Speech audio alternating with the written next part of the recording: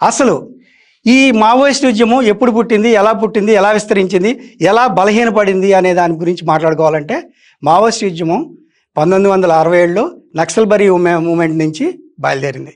దీని వామపక్ష తీవ్రవాదం అని ప్రభుత్వాలు దీన్ని చెప్తూ ఉండేవి. సో నక్సల్స్ సమాంతర ప్రభుత్వాలు నడిపేవి. ప్రభుత్వానికి వ్యతిరేకంగా వీళ్ళ లక్ష్యం ఏంటంటే ఒక మావోయిస్ట్ కమ్యూనిస్ట్ ప్రభుత్వాన్ని ఏర్పాటు చేయాలి. కేంద్ర ప్రభుత్వాన్ని పడగొట్టి ప్రజా వ్యతిరేక పాలన సాగిస్తున్న ప్రభుత్వాలని పడగొట్టి గ్రామాల్లో చాలా ఉధృతంగా వీరి యాక్టివిటీ ఉండేది. అడవులను కేంద్రంగా చేసుకుని ఈ యాక్టివిటీ జరిగినా కూడా వాళ్ళకి గిరిజనుల నుంచి చాలా మద్దతు ఉండేది. గిరిజనులు వాళ్ళు ఆదరించేవాళ్ళు. నక్సల్స్ కదలికలకి సంబంధించి, నక్సల్ స్థావరాలకి సంబంధించి గిరిజనులకి అవగాహన ఉండేది. వాళ్ళు గిరిజనుల మీద పైనే ఆధారపడేవాళ్ళు. అటవీ ప్రాంతాల్లో ఉన్న గ్రామాల్లో ప్రజలతో వాళ్ళు నక్సల్స్ మమేకం అయ్యేవాళ్ళు. సో నక్సల్స్ని కూడా అక్కడున్న గ్రామీణులు అనొచ్చు, గిరిజనులు అనొచ్చు ఆదరించేవాళ్ళు. ఎందుకంటే అప్పుడున్న భూస్వామ్య వ్యవస్థలు, దోపిడీ వ్యవస్థలు, పేదరికాన్ని అణిచివేసే వ్యవస్థలు, పేదలను మోసం చేసే వ్యవస్థలు చాలా ఎక్కువగా ఉండేవి. దాంతో మావోయిస్టులు గిరిజనుల కోసం, గిరిజనుల ప్రయోజనాల కోసం, గిరిజనులను ఆగకొట్టుకోవటం కోసం, గిరిజనుల డిమాండ్ల కోసం ప్రయత్నించేవాళ్ళు. ఎవరైతే గిరిజనులను దోచుకునేవాళ్ళో అలాంటి వాళ్ళ భూస్వాముల్ని వాళ్ళు బెదిరించేవాళ్ళు. వాళ్ళని బహిరంగంగా చంపేసి, బహిరంగంగా వాళ్ళని కాల్చివేసి, ఇలా ఎవరైనా సరే ప్రజలకు వ్యతిరేకంగా పాలన సాగిస్తే మేము హతమారుస్తామనే హెచ్చరికలు చేసేవాళ్ళు. ఇది చాలా ఉధృతంగా సాగేది.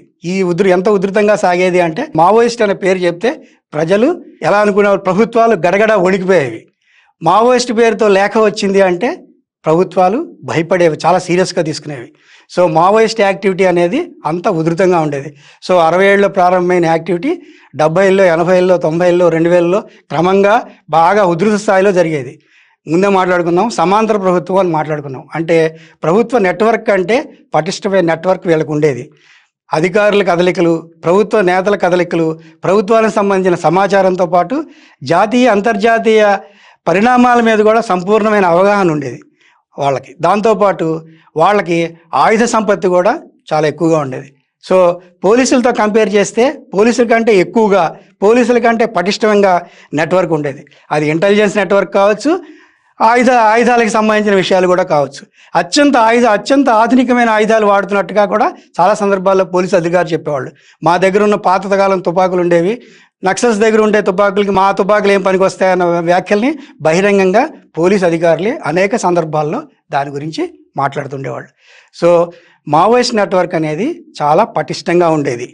దాదాపుగా వీళ్ళు రెడ్ కారిడార్ అని పేరు చెప్తూ తెలుగు రాష్ట్రాలు రెండింటితో పాటు ఒరిస్సా, పశ్చిమ బెంగాల్, మహారాష్ట్ర, కేరళ, పశ్చిమ బెంగాల్, ఇలాంటి రాష్ట్రాలన్నింటిలో వీళ్ళు విస్తరించి ఉండేవాళ్ళు. నక్సల్ యాక్టివిటీ చాలా తీవ్రంగా ఉండేది. పోలీసు అధికారుల్ని టార్గెట్ చేసేవాళ్ళు, హతమార్చేవాళ్ళు. అలాగే ప్రభుత్వాల మీద కూడా టార్గెట్ చేసేవాళ్ళు. ముఖ్యమంత్రులను కూడా అటెంప్ట్ చేసిన సందర్భాలు ఉన్నాయి.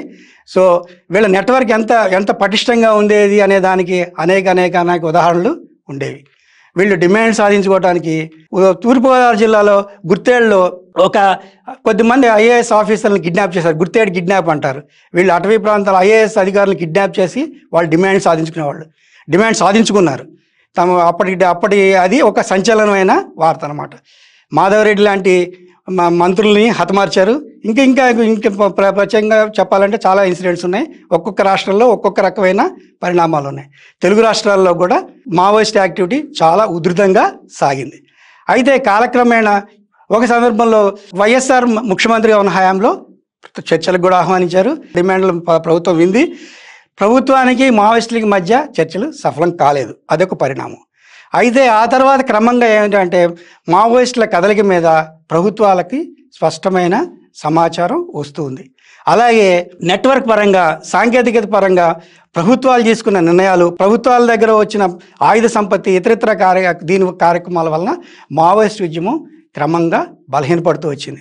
అంటే గతంలో లాగా గిరిజనుల నుంచి పూర్తిస్థాయి మద్దతు మావోయిస్టులకు ఉండట్లేదు. మావోయిస్టులకి గిరిజనులకి మధ్య ఉన్న సంబంధాలు బలహీనపడ్డాయి. దాంతోపాటు ప్రభుత్వం వైపు నుంచి కూడా నిఘా పెరిగింది, కదలికల మీద స్పష్టత వచ్చింది. సో వాళ్ళు వాళ్ళు ఎంత ఆధునికమైన మొదట్లో వాళ్ళు ఎంత ఆధునికమైన విధానాలు ఉపయోగించారో ప్రభుత్వం కూడా వాళ్ళ ప్రతి కదలికని పట్టుకుని వాళ్ళ ప్రతి కదలిక ఎక్కడున్నా అక్కడ పట్టుకుని ఎక్కడికక్కడ కట్టుదిట్టం చేసేసరికి వాళ్ళు కదలికలు నిలిచిపోయాయి. క్రమంగా